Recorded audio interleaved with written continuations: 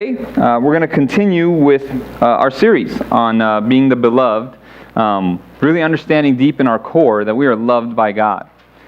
Because when we understand that we are loved by God, everything changes. And so we are taking a verse where Jesus stood up before he went to the cross and said, "This is my body broken for you." But before that, he took the bread and he took it. He blessed it, he broke it, he gave it.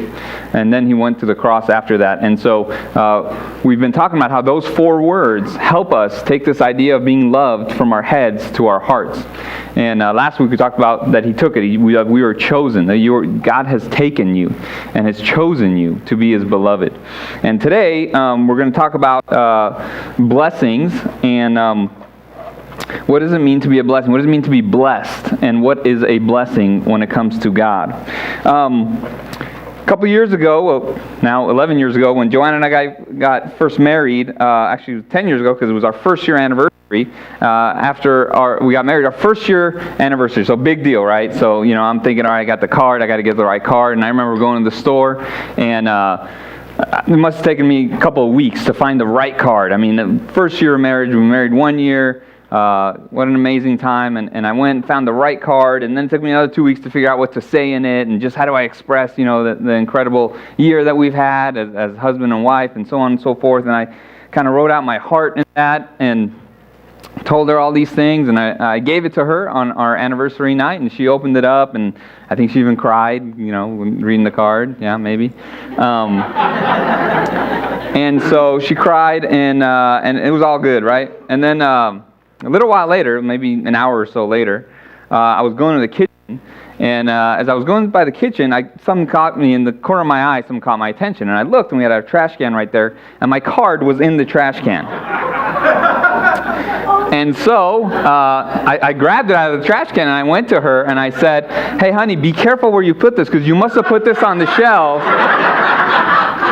and accidentally got knocked out into the trash." And she said, "Oh, it didn't fall in the trash. I put it in the trash." And I was like, "What do you mean you put it in the trash?" She's like, "Yeah, I read it, so I was done with it. So I put it in the trash." And I remember whoa, what is going on? Because I had poured out my heart in the card. And I'd kind of shared some things, about my love for her and what I think about her and so on and so forth. And really what I'd done in the card was given her a blessing. Because that is what a blessing is. A blessing is just you speaking good into someone else's life. And so what a blessing is good that is being willed towards your life. Speaking good into another person's life. But it's more than just speech. One of the things, and we're going to talk a little bit about how much we see blessings in the Bible, how much this idea of being blessed and blessing others is throughout the Bible. And it's not just speaking words.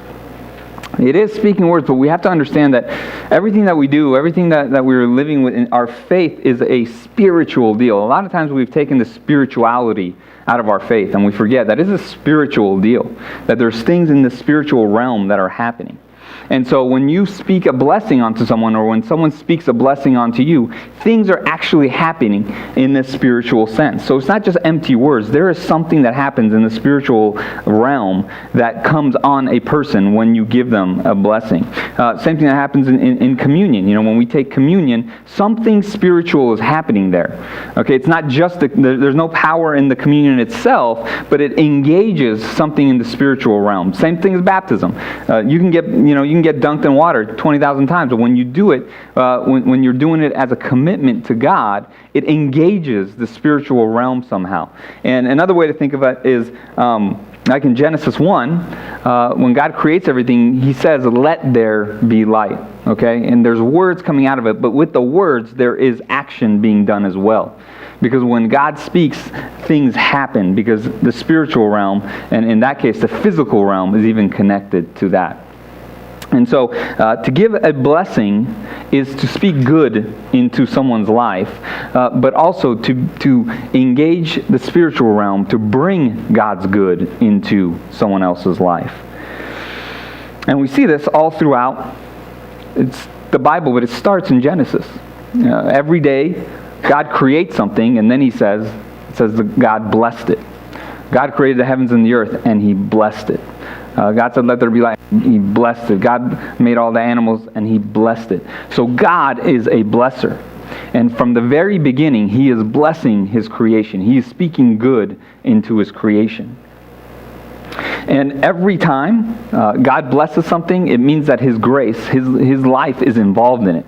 His grace, his active power is involved in it. So when he's blessing something, it's not, again, those empty words. It means that he is engaged in that whatever he is blessing. So when he blesses creation, he is engaged in creation. And he blesses people, he is engaged in the people. He is involved in their lives. And so God creates the world, God creates man, and he blesses it. He blesses man. He says God created a male and female, and he blessed them. And so from the very beginning, God is blessing human beings. And God just loves to bless things.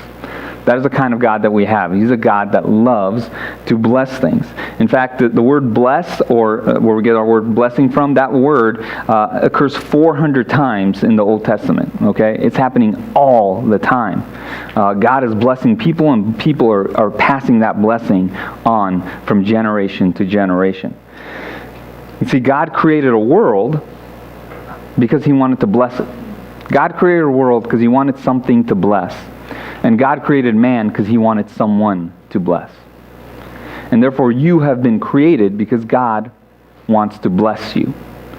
And how he blesses you is with his Spirit, with his presence, with the gifts that he gives you.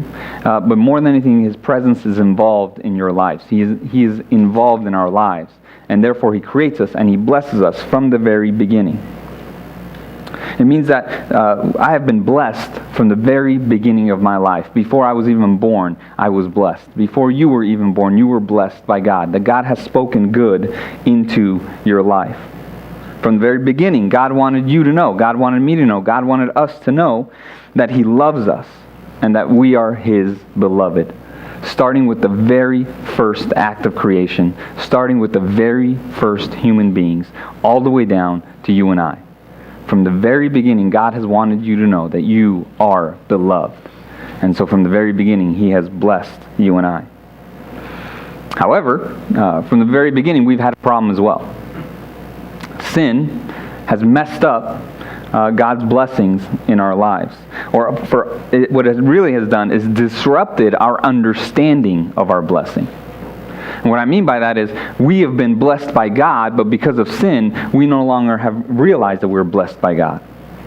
And so what we do is we've tried to earn our blessings. Because as we talked about in the last couple of weeks, is we are all geared for relationships. We are all geared to find worth in things. The deepest questions of our lives is, am I worthy? Am I worthy of love? And we want to be valuable. All of us in here want to be valuable. We want to be of worth somewhere to someone and to this world ultimately. The thing that we don't realize is we already are.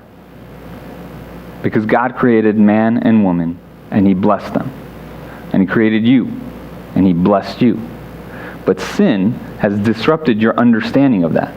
So you and I, we walk around this world not realizing that we've been blessed, not realizing that God has spoken good things in our lives and is engaged in our lives to bring those good things to fruition. But because we have this desire to want good things, to be loved, to find worth, and we don't realize that we go on this hunt and this search, and we spend our lives hunting and searching for love, looking for value, trying to earn value, trying to earn respect, trying to earn you fill in the blank. All because we do not realize that we've been blessed. And this has happened from the very beginning, and humanity has kind of been on this quest to find blessing, to find that good life, to find a life that there's worth and value and you are loved and cared for. And the most famous story in the Bible starts in Genesis 25 when it comes to searching for blessing. In in Genesis 25, we meet a couple named Isaac and Rebekah, and they have twin boys. Esau is a hunter, and he's an outdoorsman. He likes to go out and he likes to hunt and just be in the outdoors. Jacob, the other twin, is a quiet boy who kind of stays at home a lot. He's kind of like a homebody. And in Genesis 25, verse 28, we read this about their parents. It says, Isaac, the dad, had a taste for wild game, loved Esau, but Rebekah loved Jacob. And there is a world of hurt in that one sentence. Because Isaac loved Esau, but Rebekah loved Jacob.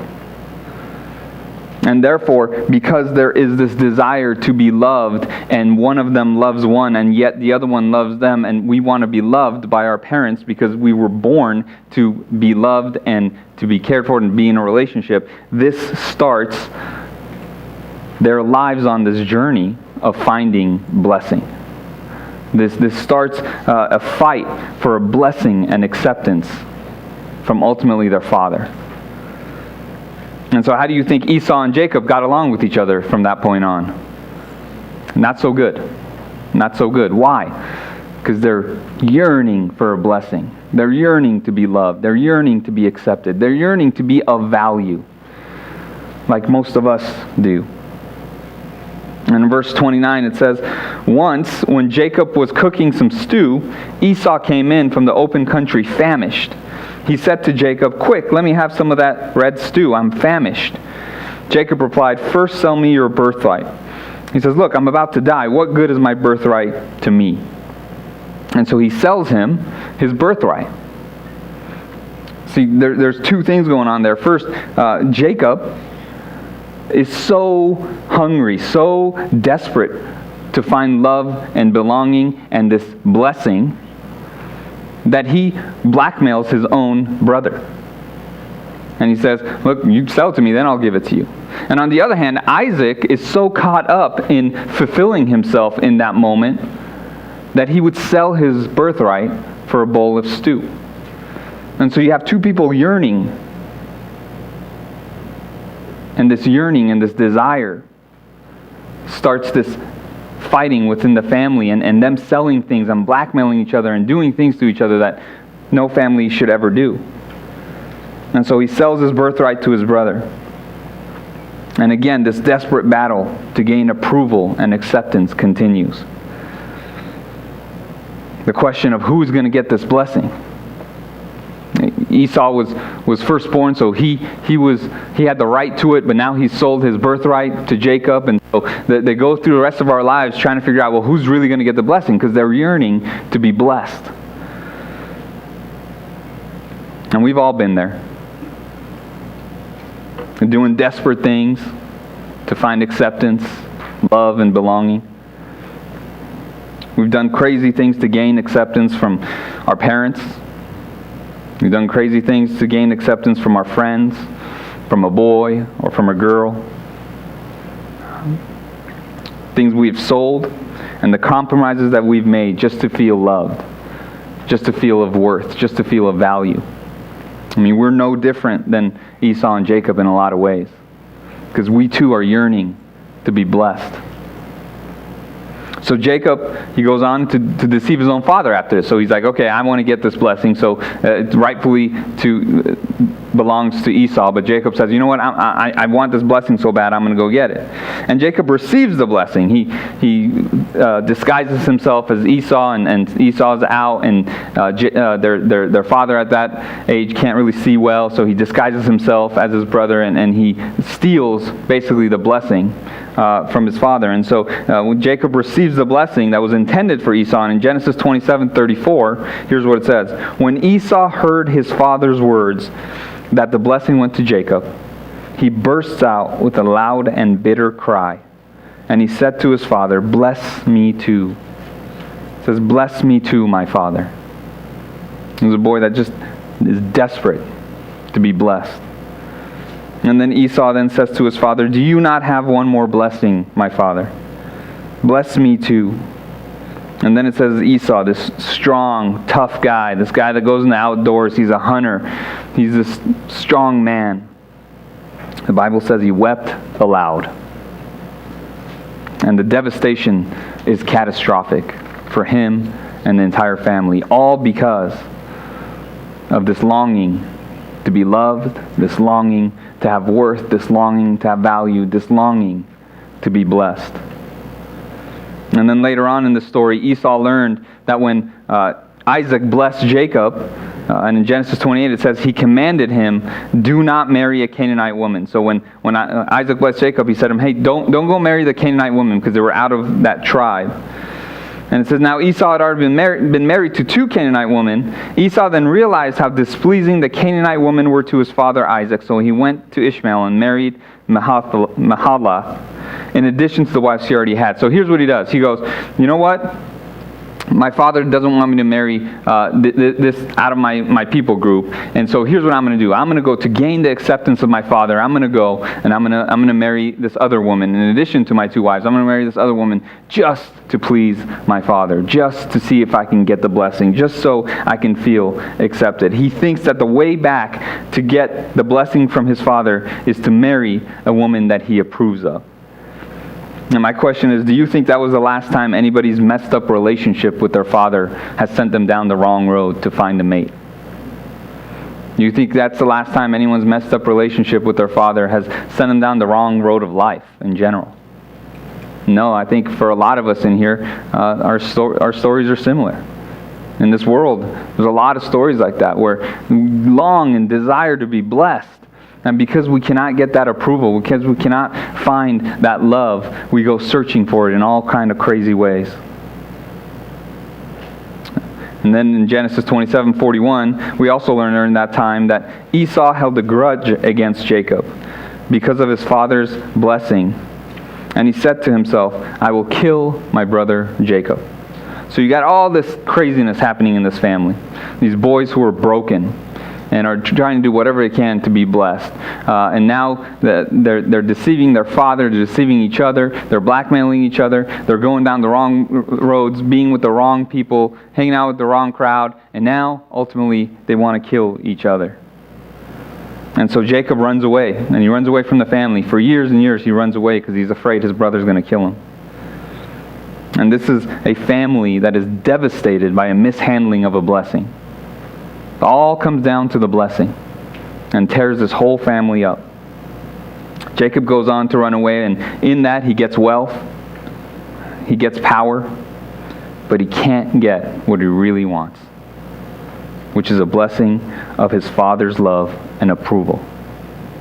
He goes, seeks it in all the different places, but he just can't get what he really, really wants. And again, that is the story of our lives if we look at it from our own perspective.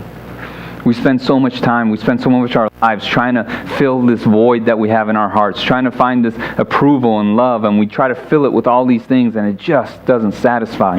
Yeah, we get things here, yeah, we get the things. Some people get wealth, some people get fame, some people get whatever, but it yet just doesn't fill the void in our hearts.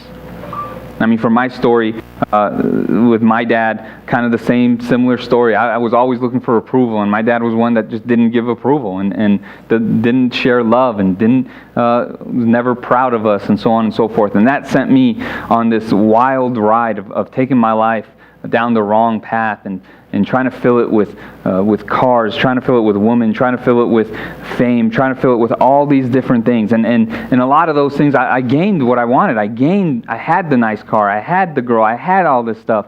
It just wasn't satisfying. And I was in a worse place than I was even at the start of that journey. And every time I gained more, it would get worse and worse and worse because it wasn't really what I was after. All I was after was to know that I am loved, to know that I'm accepted, to know that I'm valued. And I think for a lot of people in here, for a lot of you, very similar in your story. Times in our lives where all we desperately want is these core questions answered in our lives. Questions of worth and value and love. And we go down these crazy roads. That in a normal state of mind, if we had the love, if we had the support, we would never go down. But we go down these roads because we're trying to find that acceptance. And then we gain the things that we want, and we find it doesn't satisfy. I don't know, maybe you're at that place right now. Maybe you find yourself in a place where you continually trying to fill yourself with these things and they just don't satisfy. And you find yourself in a rut over and over again. It's the story of our lives. It's the story of our world. It's the story of Esau and Jacob. And for Jacob, he gains all this stuff yet isn't satisfied. But for him, the blessing does come. But it comes in a place he never expected. The real blessing for Jacob comes when he least expects it. A couple chapters over in Genesis 32, he decides at some point that he's going to go back home. And so he decides, I'm going to go back home. I'm tired of living here, and there's people pursuing him, even where he's living. And he decides, okay, I'm going to give it back up. I'm going to try to go home. I'm going to give this up. He hears that his brother Esau, word gets to his brother that Jacob's coming home, the Jacob that has stolen his blessing, the Jacob that he had said that he's going to kill, that he says word gets out to him that he's coming home. So word gets back to Jacob that Esau is actually coming to meet him, and Esau has 400 men with him. Why does Esau have 400 men with him? Remember last time what Esau said? I'm going to kill him. And so Jacob is scared to death. So the night before, he sends his family on ahead because he knows they'll be safe as long as they're not with him. He sends everything up ahead. He ends up being alone. And then in that night in the desert, it says that Jacob, really, really strange story in the Bible. It says that Jacob ends up wrestling with this mysterious stranger as he's alone there, still in his brokenness, still longing for that blessing, still longing for that hope and that love and acceptance. This stranger comes out of nowhere and starts wrestling with him in the desert. And it turns out that the stranger was just not any ordinary person. It was the angel of God. In other words, it was God himself revealing himself to Jacob. And the angel tells Jacob to let him go as they're wrestling. And Jacob says, I will not let you go unless you bless me. There's Jacob again, desperate to find the blessing. And that's actually a place to be. In fact, that is exactly what we started our service with. That we want to be at a place where we are desperate for that blessing from God. Where we will say to God, God, I will not let you go until you bless me. I will not let you go until you reveal yourself in my life. And so he says, I will not let you go until you bless me. And then the angel gives him the blessing of God. And he gives him another strange gift. The angel touches the socket of his hip, and Jacob walks with a limp from there on out. And we're told the next morning that the sun rose above him as he passed Peniel, and he was limping because of his lip, because of what had happened with the angel, because of his hip. And so, strange story where this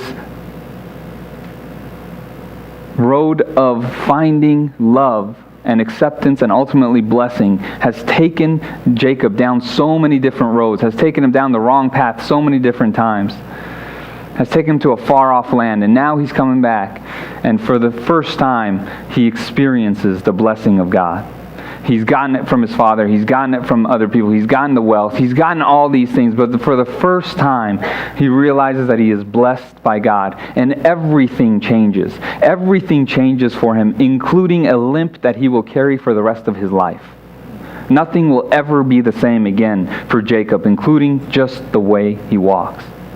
It'll be a constant reminder for the rest of his life that he has been blessed by God, so that if ever he gets to a place, if ever those lies that we talked about last week that the enemy brings, that you are not loved, that you are not valued, he will never forget. Because if ever those lies come up for Jacob, all he has to do is remember the pain that he has in his hip, remember the limp that he has, and he says, no, I have been blessed by God.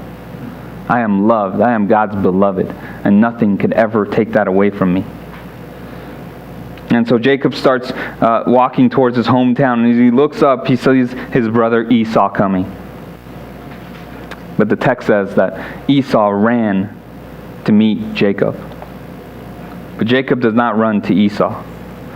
Jacob's running days are over. Like I said, the rest of his life he will spend limping. the rest of his life, he will limp on by, remembering his wrestling with God. And when Esau sees him, it says Esau's heart melts. And remember again, last time Esau saw Jacob, he said, I'm going to kill him. He swore to kill him. But the text says, but Esau ran to meet Jacob and embraced him. He threw his arms around his neck and kissed him. Something about Jacob's brokenness touched Esau's heart in a way that Jacob's cleverness and strength could never do. Jacob is given a blessing and Jacob is given a wound. Or maybe his wound is his blessing. It's an upside down kingdom. See, we think blessings come with the wealth. Blessings come with the good things, the things that the culture says are good. But God blesses in whole other ways. And sometimes our wounds are the blessing. Sometimes the struggles that we go through and get through is God blessing you and saying, look, I'm with you. Remember how I carried you through that? Remember that scar that you have? Remember how you got through that? It's because I was with you, because you're my beloved. Just like Jacob and his limp.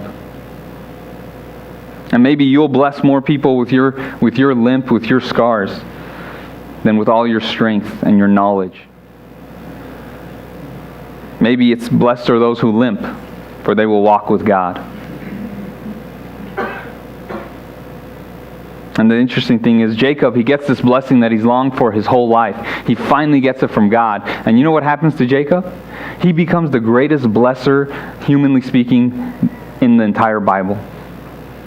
He just starts blessing people from then on everywhere because he realizes that he is loved by God. He realizes that he's God's beloved and he has worth and value in that. And he starts blessing everyone. In fact, he has 12 sons. And usually you would give, just like in this story, you would give the eldest son the blessing. But Jacob gets together all his sons. In Genesis 49, he gets them all together and he says, look, I'm going to give every single one of you a blessing. And he gives a blessing to every single one of them. Because when you've been blessed by God and realize how big that is, then you want nothing else but to share that blessing with others.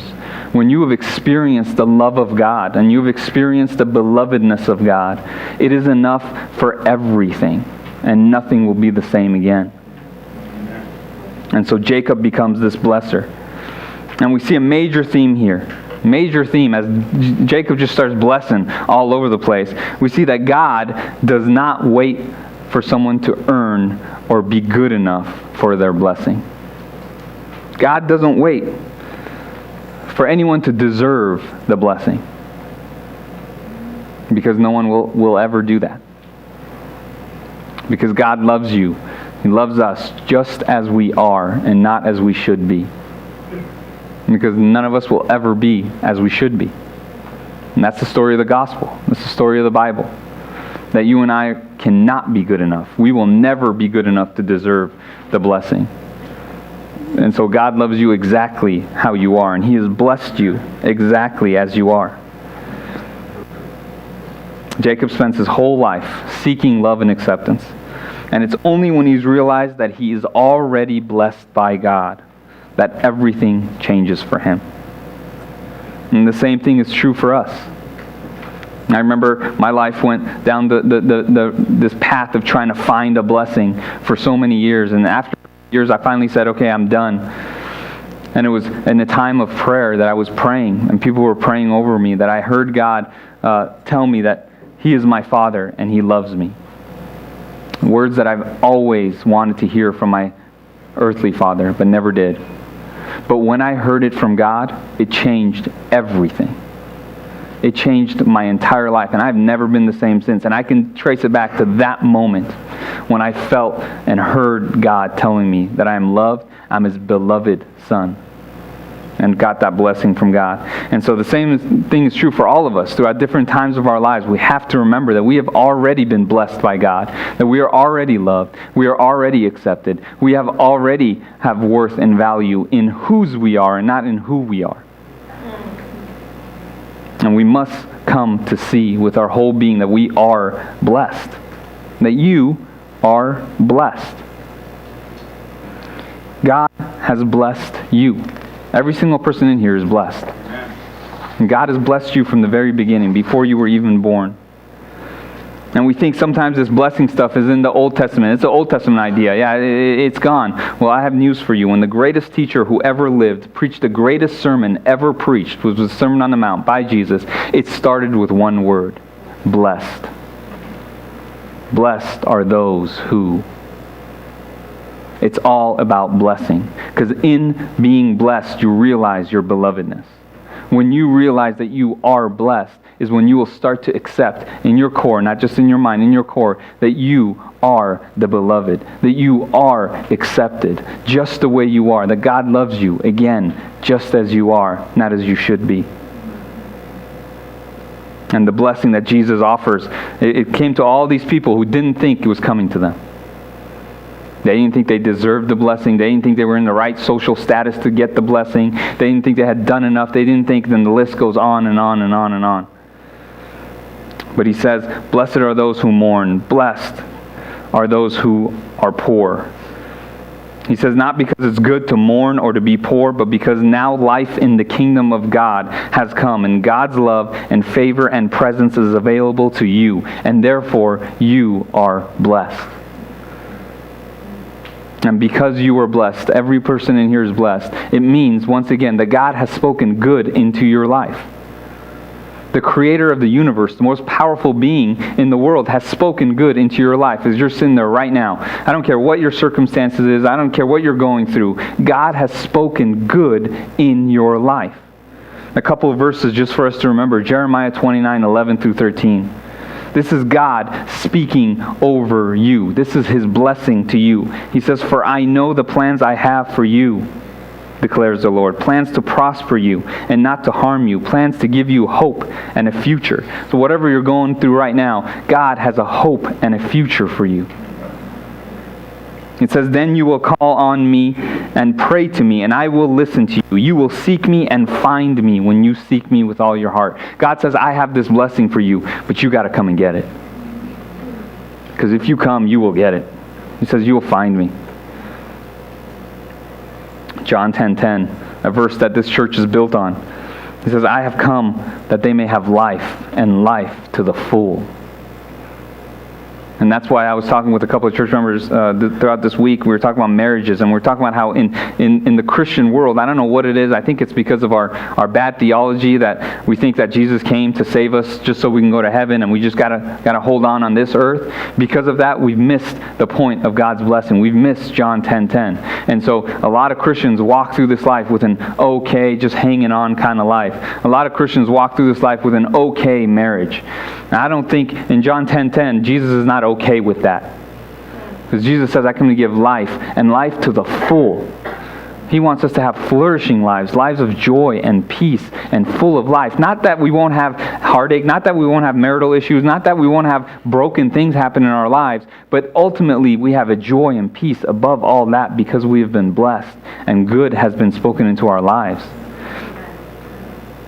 And then Psalm 46. And read the whole psalm to you. It says, God is our refuge. And I wanted to read the whole song because it is spoken over you. This is God's blessing over each one of us. God is our refuge and strength, and ever-present help in trouble. Therefore we will not fear, though the earth gives away and the mountains fail into the heart of the sea. I love that verse. In other words, no matter what happens to me, no matter what I'm going through, even if I see the mountains fall into the sea, I will not fear. Though its waters roar and foam and the mountains quake with their surging. Because why? Why do I not fear? Verse 4, there is a river whose streams make glad the city of God, the holy place where the Most High dwells. God is within her, she will not fall. And if God is within you, you will not fall. God will help her at the break of day. Nations are in uproar, kingdoms fall. He lifts His voice, the earth melts. The Lord Almighty is with us. The God of Jacob is our fortress. Come and see what the Lord has done, the desolation He has brought on the earth.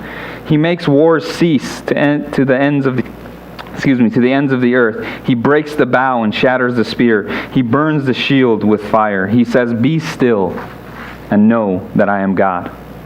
I will be exalted among the nations. I will be exalted in the earth. The Lord Almighty is with us. The God of Jacob is our fortress. that is spoken over you.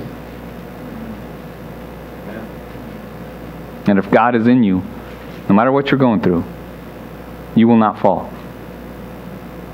That He will lift you up. Even though everything around you may look like it's crashing down, He will lift you back up. Because He has blessed you. And He has spoken good into your life. Even when you're going through the worst. You know, Rick Warren, Pastor Rick Warren says that, and a little background on Rick Warren, he had a mentally challenged son. And a couple years ago, his son took his own life, committed suicide. And it was at a pastor's conference, and Rick was sharing how, he said, you know, I used to look back through my life and see my life as this up and down kind of journey. Where I realized the times I was really happy was because really good things were going on in my life. And the times where I was sad, really bad things were going on in my life. And that's kind of how I used to look at my life. And he says, I don't look at that like that anymore.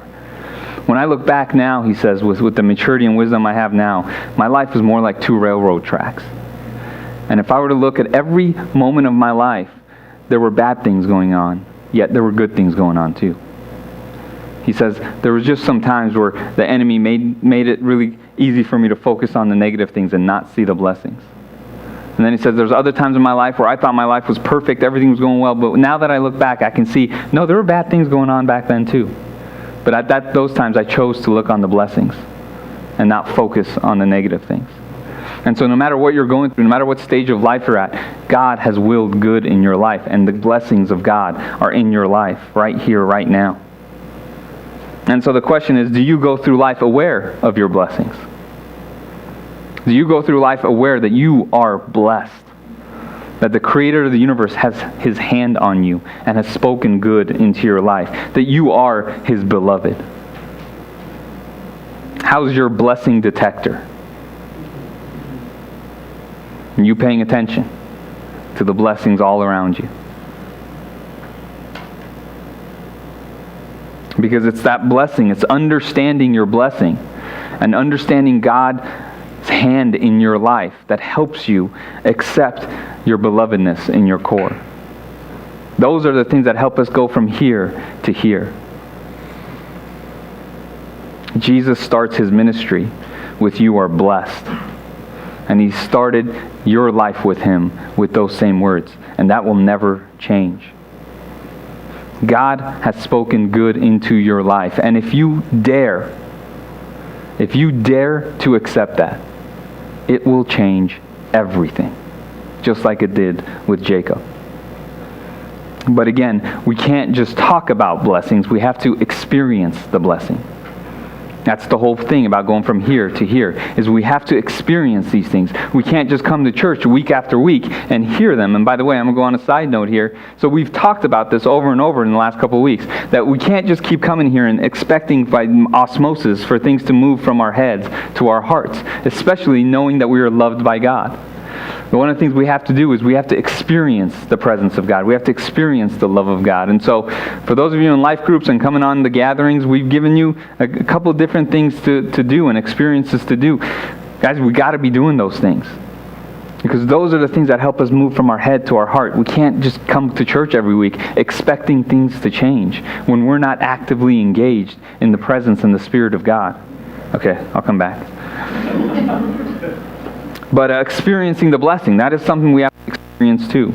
And it's interesting, in Jesus' day, as He said these blessings, in Jesus' day, every devout Jewish person would begin and end the day in prayer. Because they believed prayer was a main, huge part in experiencing the blessing of God and experiencing and accepting that they are blessed. And this mainly they prayed a prayer called the Amidah. The Amidah, and it's still true today. If you ask a devout Jewish person today, they will start and end their prayer in that prayer as well. And the Amidah is a Hebrew word that means 18. Because in that prayer, they would cite 18 different blessings that they had gotten from God. And different benedictions or good things that are spoken throughout their lives. And the purpose of the prayer was to remember that all the things that God has blessed them in their lives, and then to be able to bless God in return. And so prayer is a huge part of experiencing God's blessing. But not just any old prayer, silent prayer. See, normally we go in prayer and we're going to listen, or we want to talk. We go to prayer because we think, God just wants to listen to us, and we have a whole list of things we want to say to Him, and that's great. But if we want to experience the blessing of God, if we want to experience God speaking good over us, we have to listen for God speaking good over us. So silent prayer is where we go to God and we just sit quietly. And so maybe for some of you, maybe that's not something that you're used to. By the way, it's going to be difficult because we're not used to being quiet. But if you want to hear God speaking into your life, you have to stop talking long enough for Him to talk. You have to find a quiet place where the world isn't telling you their lies, where the enemy isn't trying to get at you, and so on and so forth. And so you have to find a place where you can just be in the presence of God, quiet your mind, and quiet your surrounding, and listen to hear that still small voice say, "You are my beloved. My favor rests upon you." Remember that psalm we just read? And the most famous verse you picked up in the middle of it was, "Be still and know that I am God." The actual better Hebrew translation of the word still is stop striving and know that I am God. In other words, stop striving to find worth. Stop trying to show how worthy you are. Stop striving to find love. Stop striving to prove who you are. Just be still. Stop. Listen. And if you listen, you will know that He is God. Why? Because He will speak it into your life. And then you will realize that you are already blessed, that you are already loved, that you are already valued. So that silent prayer is huge to experiencing the blessing of God. The second thing is understanding the presence of God. This is where we kind of sharpen up our blessing detector, knowing that God is with us everywhere we go. And so it's really being aware of all the blessings in your life and looking around and seeing, wow, yeah, I got all this crap going on in my life, but I got all this good going on in my life too. Even though all this stuff's going on, God is blessing me this way, and He's blessing me this way, and He's given me friends, and He's given me a family, and He's given me His Word, and He said He'll never leave me, and so on and so forth. And so it's really understanding that God's presence is with us all the time, but being aware of it. Awareness is a huge part of our Christian life, of just being aware that God is around us, just being aware of what God is doing, even in the bad times, even in the struggles. That being aware that He's right there with you, that He's always been with you throughout your life, and He's there with you right now. How do you do that? Well, sometimes you literally do the old saying, you count your blessings. You literally start counting your blessings. You might want to get a journal out, and once in a while find a quiet place and start journaling. And you could even write things like, I've been blessed because I have a God in heaven who cares about me, who loves me. I've been blessed because Jesus went to the cross for me. I've been blessed because I have forgiveness for my sins. I'm blessed because I have a Holy Spirit to guide me, because I have this church where I get to be a part of a family, because I've been given spiritual gifts and have the chance to contribute something to the kingdom of God. Because at the end, when my life comes, when the end of my life comes, I have the promise of hope that will go beyond my death. I have been blessed. And so sometimes it's just getting out a journal and writing that down and count your blessings. Or sometimes it's just walking through the house and getting your journal out and looking at pictures of your kids, of your friends, of your family members, and just writing down and thanking God for each one of those blessings. But we have to come to the awareness of the good in our lives, because the enemy and his lies will tell you, no, what are you talking about? There's no good in your life. You're no good. You got nothing good. And again, how do we overcome his lies? We learned last week, truth. And so we walk around and we look at the truth of the good that's in our lives. And we mark that down and we thank God for those truths. But being aware of the presence of God. And one thing that I want to encourage the whole church to do, actually, one way to help remember God's blessing, to experience God's blessing, is actually Psalm 23, one of the most famous Psalms in the Bible. The Lord is my shepherd, I shall not want. And one of the exercises that my spiritual mentors have told me, and it's changed my life, and I've told others, and I want to tell you guys, if you start every single day, maybe this next week, maybe for the next month, start your day, do not get out of bed without quoting that psalm. But you don't want to quote it mindlessly. You want to make it personal.